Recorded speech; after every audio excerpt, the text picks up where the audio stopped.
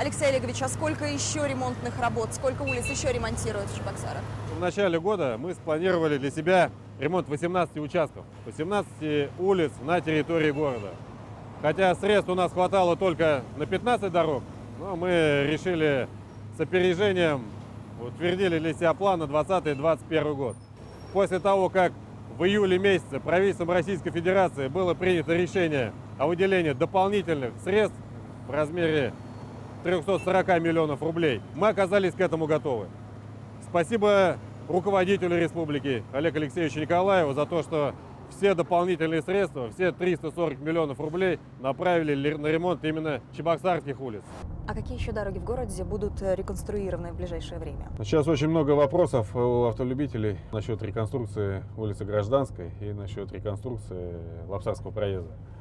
Мы действительно работаем над этим, работаем с проектировщиками, но там такие же сложнейшие участки, как и здесь.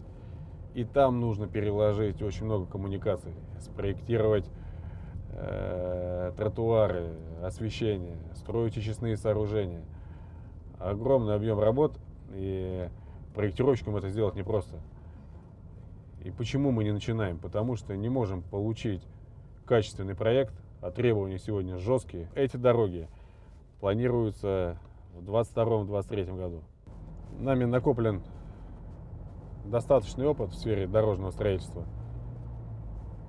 И, конечно, здесь важна поддержка правительства республики, руководителя региона для успешного выполнения намеченных планов и приведения дорог в нормативное состояние. Ведь если подумать о том, что было в 2017 году, у нас в нормативном состоянии было около 30% дорог.